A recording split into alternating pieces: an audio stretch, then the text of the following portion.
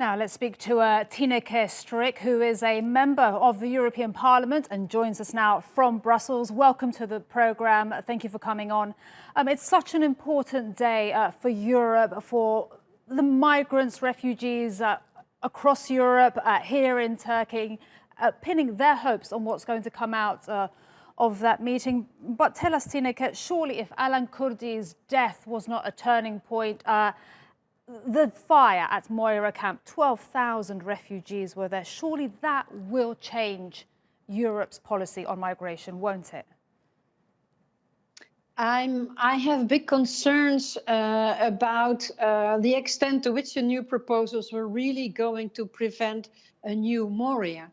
Our expectations were high. We were really hoping that there would be a solid mandatory solidarity system in the new proposals, which would relieve the pressure at the border regions and make sure that asylum seekers would be distributed among all the member states where they could have a proper asylum procedure in decent circumstances.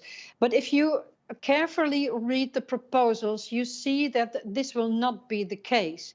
The situation, the proposals are that member states are obliged to apply a border procedure, and that means, of course, for the countries who are at the border, at the external borders of the EU. And in those border procedures, this is a quick procedure where everyone who does not have a big chance of protection has to be dealt with. That will be in detention. It will still be on, for instance, in Greece, on the islands. And if you look at the criteria, who needs to go through a border procedure, you see that actually almost everyone who is now in Moria and in the new built tent camps still are relying on those border procedures. Because of people who come from Turkey, they are actually already rejected because they come from a so-called safe third country. So this means that still a large number of asylum seekers will rely on the Greek authorities and the border procedures on the islands. Okay, but surely today there's an important meeting taking place. We heard Ursula von der Leyen making some important comments. Is that not going to bring about some change? Well, this border procedure is actually far too large in scope, so many people will get trapped over there. And the problematic issue of that is, of course, that it could work if there would be sufficient member states taking over a proportionate share of those asylum seekers. Why don't they take that proportion of asylum seekers? This is 500 million people in the European Union. Turkey has 8 million and of a population has nearly 4 million refugees. What is the European Union doing? Of course, if you would share it equally, there would be no problem at all. It would be manageable for all the EU member states, of course. But as we just shifted to the external borders, these situations, these horrible situations are created. So our expectations were high that there would be mandatory solidarity proposed now by the Commission. But if you look at the proposals, you see that first, the state at the external borders needs to request for solidarity only if they are under pressure, out of their own control. Then the Commission will assess if that's the case, and then they will ask the other member states to offer assistance. Tineke, sorry to interrupt. This sounds like so much paperwork, so much red tape. Exactly. And winter is coming. People are outside. Moria was 12,000 refugees. I can't remember the name.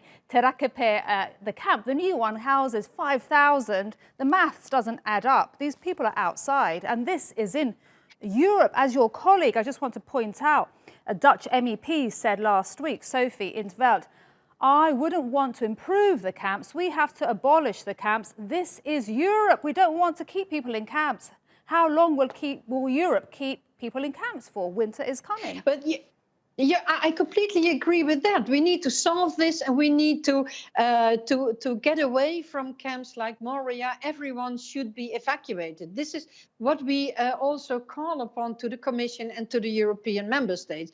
The answer of the Commission was all the time, wait for our new pact proposals, everything will change. And now we see that there's still, it's very permissive for the member states. They are not obliged to take in asylum seekers. They can choose to transfer money to Greece, but they are not obliged to take in a proportionate number. So I'm very disappointed. I'm afraid that Moria will continue to exist, and that this place of shame will still be in our face until we have reached a real mandatory solidarity mechanism, until they take a common responsibility for this. It's a And place indeed, of shame, as you've just said. These are really strong words. If you're disappointed, so many people are disappointed right now. But just why can't you push countries like Hungary, like Poland, all the other countries that are building borders as well? Why? There's a lack of political will, indeed. I think that we let ourselves being hostage by those countries, and this number is increasing. Like Austria is also now saying we don't want to be obliged to take in asylum seekers from other countries. So the resistance is growing instead of that the solidarity is growing. And this is maybe also the result of that other member states accept this to be. And I think it should be made clear that if we have, an area without internal borders, we have Schengen area, that if you want to be part of Schengen, you also need to share maybe the disadvantages with the responsibility that comes along with a border-free area. Otherwise, I think we need to really take consequences and have repercussions for those member states who keep on resisting and sharing the responsibility, be it financial sanctions, repercussions, or saying, look, then you can't take part of the Schengen area anymore. But this is not what the Commission is proposing right now. It's still with the consent of the member states, and we know where that leads to, a lack of solidarity. Tineke Strik, member of the European Parliament, joining us from Brussels. Thank you so much for your time.